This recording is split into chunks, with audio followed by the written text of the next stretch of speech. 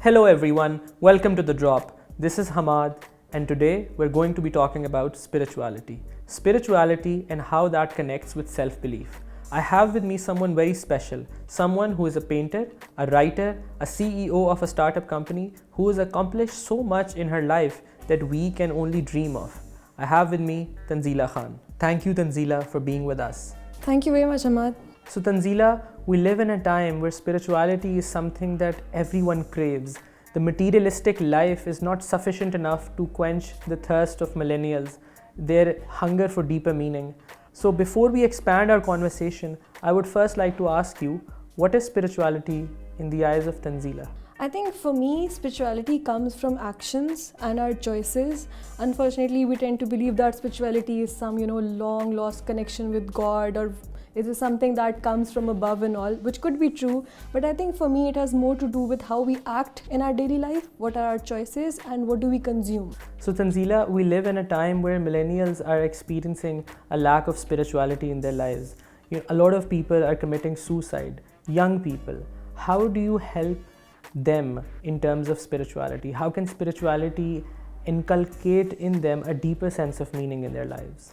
I think this is a very interesting thing you've asked me, and it's quite unfortunate that many millennials, instead of feeling the power within and believing that we're young and we have the energy and we can do so much, they are restoring to options that are so destructive. I mean, what can be worse than just ending your life? Here, I think there is a huge gap between believing in opportunities and then having a plan to go towards it. For example, I think many millennials believe that going into activities that are very short-term pleasurable will bring them happiness. That never really works. It never worked for anyone. So I think we need to mentor our younger generation and the future generation and tell them that what really works. And of course, there is pain, there is a lot of hard work, nothing really comes easy, and that is success as well. So let us now talk about self-worth. How does self-worth come into all of this? We see a lot of young people who are shamed, who are bullied, who are always told that they are not good enough. How does spirituality help self-worth? We are constantly living in a culture where every moment you're reminded that you're not good enough. You turn on the television, you open a magazine, you talk to a friend, you open social media, everything is in your face telling you you're not good enough, your neighbor got a car, they are in a better relationship, they look better, they're thin enough, they're fair enough. We can't fight this as humans. This is too much.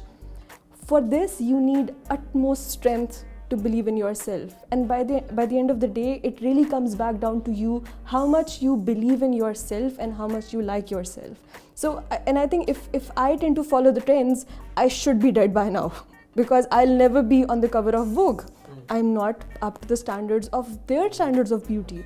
But the reason why I'm still surviving is because I believe in my standard of beauty, and that is more to do with actions. So you've talked about the importance of self-belief in one's life, but how does self-belief originate in someone? Do you need an external anchor in your life so that you can cultivate self-belief? I think people can completely do this on their own. Self-belief is a choice. And if you're not making that choice, that is the choice you're making. So if you're choosing to believe in the world that is moving towards destruction, then you're with them.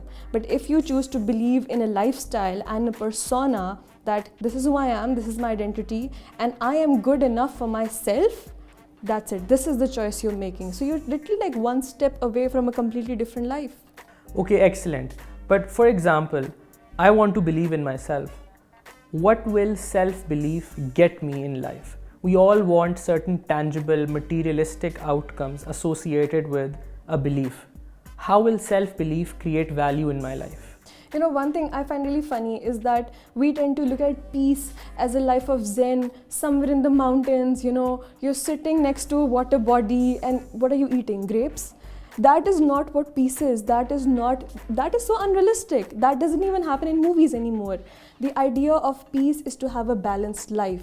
So when we talk about believing in oneself and say, okay, so put the material aside. That's impossible. You need material to survive. So if you believe in yourself, in your strengths, then you polish those strengths. Then you get a better job, and the better job brings in the money, and then you consume that money in the best way possible. There's nothing wrong with having material. It's what you do with it.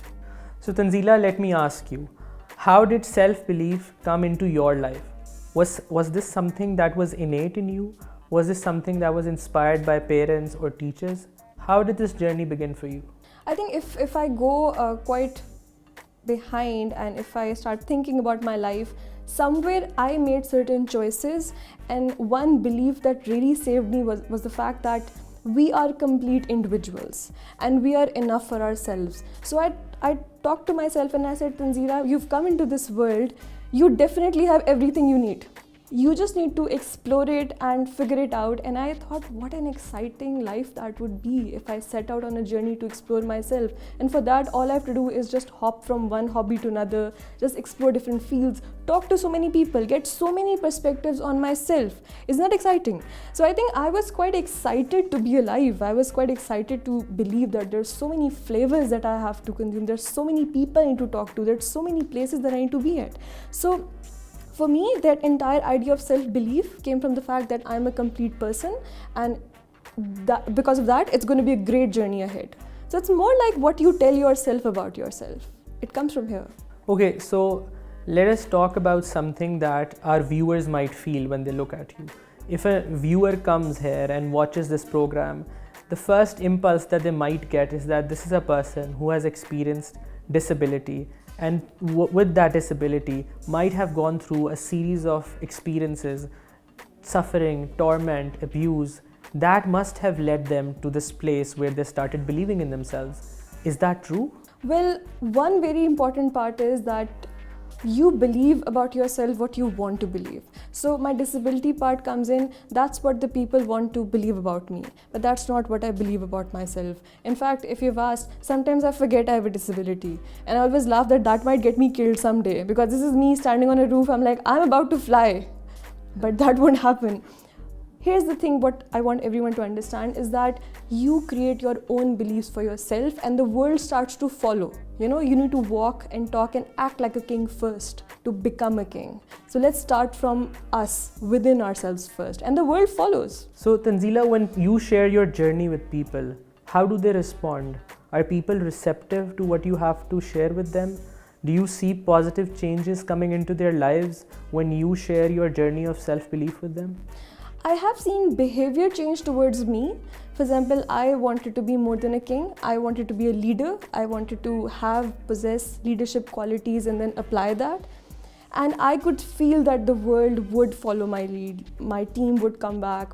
There would be people who would be willing to work under me, would be willing to take my advice and get mentorship from me. So I've really seen a change of behavior because of the change in my beliefs. So one thing I can tell you that for sure. And then I have seen certain people, my friends or anyone that I've worked with, start following that you put out all those stereotypes outside, all those stigmas, everything that's telling you that you're not worth it, you need to put that in the dustbin first, and then the world follows. Thank you so much, Tanzila, for being here and answering our questions. This was certainly a conversation full of richness and insight. So viewers, you watched our episode of spirituality, but there's more. The title of our next video will be Empathy, that you can tune into next week. Thank you for being with us. See you next time.